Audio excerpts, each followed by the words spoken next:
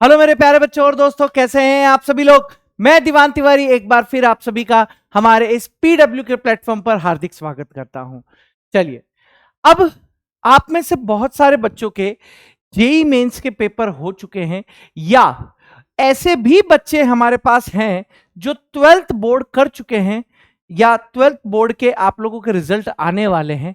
अब बहुत सारे उनमें से ऐसे बच्चे हैं जिनका मेन सब्जेक्ट पीसीबी नहीं था, यानी बेटा उन लोगों के पास जो मेन स्ट्रीम में बायोलॉजी नहीं था। अब ऐसे बच्चे सोच रहे हैं कि अब हम लोग 12th क्लास के बाद क्या क्या कर सकते हैं, क्या नहीं कर सकते।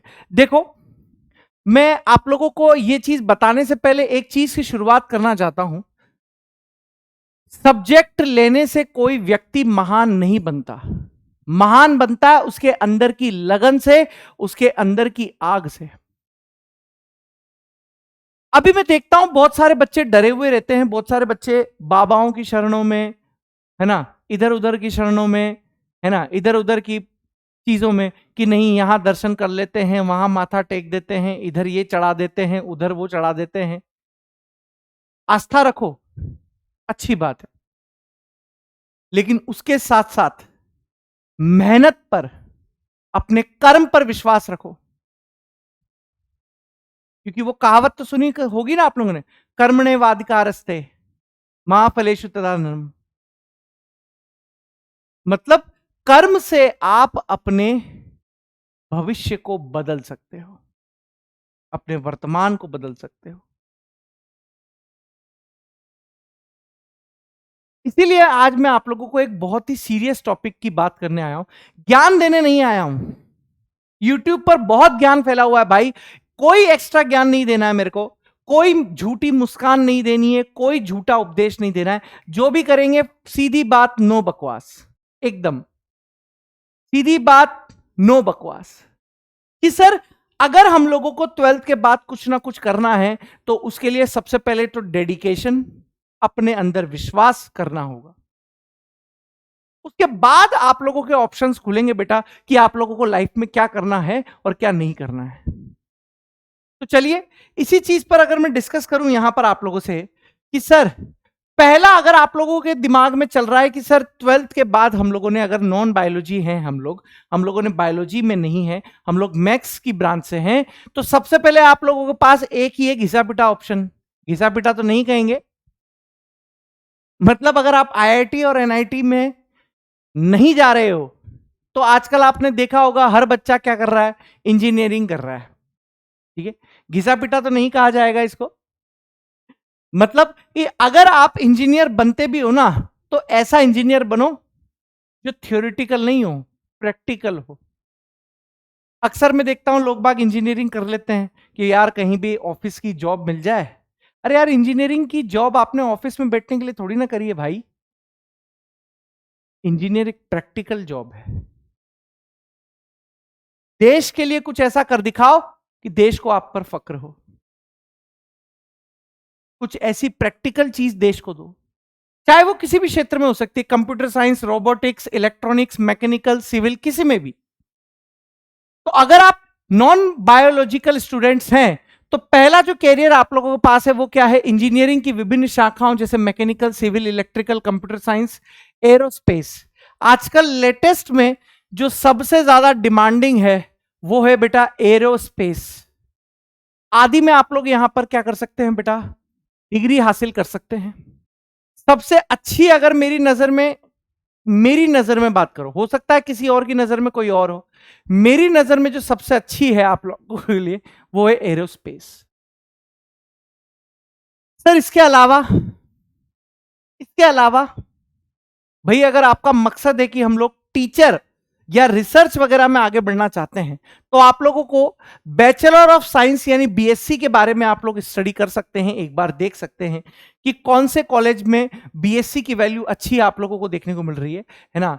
अक्सर आपने देखा होगा कि शहरों में बहुत सारे प्राइवेट कॉलेज भी होते हैं जो बीएससी वगैरह आप लोगों को प्रोवाइड कराते हैं, तो उनकी वैल्यूएशन थोड़ी सी कम होती है। वैसे भी आजकल सारी चीज स्किल बेस्ड हो चुकी है, डिग्री से कोई फर्क नहीं पड़ता मेरे दोस्तों।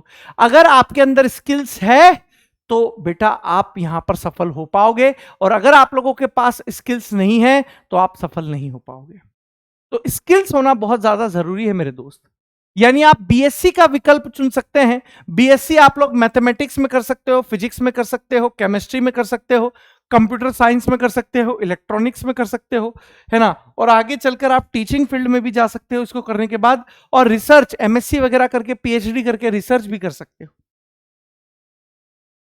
Sir bachelor of technology BTech के समान ही बेटा आप लोगों के पास information technology, biotechnology, chemical engineering आदि के क्षेत्रों में आप लोग यहां पर कर सकते हो।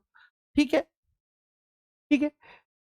बैचलर ऑफ आर्किटेक्चर, ठीक है, इसके बारे में मुझे ज्यादा नॉलेज तो नहीं है, लेकिन मैं आप लोगों को मोटा मोटा हिसाब किताब बताऊं तो आपने सुना होगा जो बड़े बड़े कंपनीज होती है, बड़े बड़े हेडक्वार्टर्स होते हैं, उनके लिए नक्शे बनाने के लिए बेटा आर्किटेक्ट आते हैं वहां पर कि सर ये ऐसा ऐसा करना है, वैसा वैसा करना है। तो ये सारी चीजों में भी बेटा आप लोगों की बहुत ज्यादा डिमांड बढ़ सकती है अगर आपके अंदर इस फील्ड से रिलेटेड स्किल्स है। तो मैं बार बार इसी शब्द का प्रयोग करूंगा कि अपने अंदर स्किल्स को डेवलप कीजिए, अपने अंदर की आग को जलाइए, अपने अंदर की आग को जलाइए, स्किल्स डेवलप कीजिए। डिग्री से कोई फर्क नहीं पड़ता, स्किल्स में अपने आप को इतना प्रतिभावान बनाइए कि सामने वाला बोले कि यार अगर इस व्यक्ति से काम कराना है तो हमको इतना इसको मंथली पेमेंट करना पड़ेगा। यार विदेशों से लोग बाग आप लोगों की डिमांड करेगी, नहीं यार इस व्यक्ति का काम बहुत अच्छा है, इस व्यक्ति के काम में एकदम परमिबिलिटी है, एकदम शानदार काम करता है, इसकी कंपनी को ऑर्डर देते हैं, इस व्यक्ति को बुलाते हैं। वो तभी आ पाएगी जब आप 100% आग अपने अंदर उत्पन्न करोगे, डेडिकेशन उत्पन्न करोगे। तो बैचलर ऑफ आर्किटेक्चर का मतलब है कि यदि आपको इमारतों और संरचनाओं को डिजाइन करने में रुचि है तो आप आर्किटेक्चर में डिग्री हासिल कर सकते हैं। Sir BCA, PCA bachelor of computer application, computer course application है, सॉफ्टवेयर डेवलपमेंट पर केंद्रित है, जो आईटी कंपनी और सॉफ्टवेयर डेवलपमेंट फर्म में आप लोगों को अवसर प्रदान करता है। ठीक है, बैचलर ऑफ डिजाइन भी हो सकता है ना, रचनात्मक झुकाव और डिजाइन में रुचि है तो आप fashion designing, graphic designing, product designing आदि यहां पर आप लोग कर सकते हो। इसके अलावा मेरे दोस्त ये भी एक बहुत अच्छा ऑप्शन आप लोगों के पास है, बीबीए, है ना। अगर आप लोग बीबीए करते हो तो आजकल बहुत सारी प्राइवेट फर्म्स, प्राइवेट कंपनियां हैं, तो वहां पर बड़े बड़े एमबीए की बजाय लोग बाग क्या करते हैं, कॉलेज से फ्रेशर्स स्टूडेंट को, है ना, पिक कर लेते हैं, कॉलेज फ्रेशर्स को कम पैसों पर उठा लेते हैं और बीबीए मतलब एमबीए वालों का काम बीबीए से करवाया जाता है। अक्सर ऐसा देखा गया है, ठीक है, क्योंकि कम पैसे में आ जाते हैं और ये आप लोगों के प्लस पॉइंट भी है। क्यों? क्योंकि बीबीए वालों को बहुत कम उम्र में ज्यादा एक्सपीरियंस हो जाता है, प्रैक्टिकल नॉलेज डेवलप हो जाती है, स्किल्स डेवलप हो जाती है। फिर आप एमबीए तो कहीं से भी कर सकते हो, डिस्टेंस लर्निंग प्रोग्राम से भी आप लोग एमबीए कर सकते हो और अपने लाइफ में आगे बढ़ सकते हो। तो ये भी एक अच्छा ऑप्शन बेटा आप लोगों के पास है ना। तो ये सारे ऑप्शंस आप लोगों के रुचि के हिसाब से देखने हैं आपको। ऐसा नहीं है कि जो मैंने बता दिए सिर्फ आपको वो ही लेने, नहीं, आप देखिए कि आपका इंटरेस्ट कौन से कोर्स में है। जिस भी कोर्स में आपका इंटरेस्ट है उसमें मन लगाकर आगे बढ़िए। अगर आप लोग उसको ढंग से कर लोगे ना तो आपका काम बन जाएगा मेरे दोस्त, ठीक है। तो किसी भी चीज में आप लोगों को ऐसा नहीं है कि यार सर ने बोल दिया कि बीटेक करनी है, अब यार आपकी रुचि ही नहीं है तो आप उस सब्जेक्ट में आगे कैसे बढ़ पाओगे। समझ रहे हो कि नहीं समझ रहे मेरी बात को। तो कोई भी फील्ड आप लोगों को चुनना है 12th के बाद मेरे दोस्त, तो यह समझकर चुनना कि सर हम उसमें लास्ट तक, आखिरी तक खड़े रहेंगे, उस विपरीत परिस्थितियों के साथ डटे रहेंगे, लड़ते रहेंगे, लेकिन सफल होकर ही मानेंगे। कोई भी चीज अगर आपने शुरू कर दी है तो उसको 100% आपका देना ही है।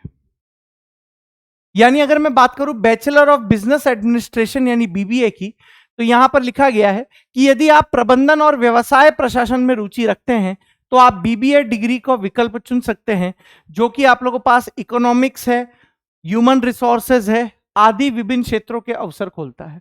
तो ये एक अच्छा ऑप्शन आप लोगों के पास बन सकता है। तो एक बार आप अपनी फैमिली में भी, अपने माता पिता से भी कंसल्ट कीजिएगा एक बार कि किस तरीके से बेटा आप लोगों को लाइफ में आगे बढ़ना है, क्या करना है ना। लेकिन मैं फिर आप लोगों को यह बोलना चाहूंगा कि बेटा जो भी करो सोच समझ कर करना। जो भी एक बार डिसीजन लो उसके बाद पीछे मुड़कर मत देखना, फिर वो डिसीजन कैसा भी हो।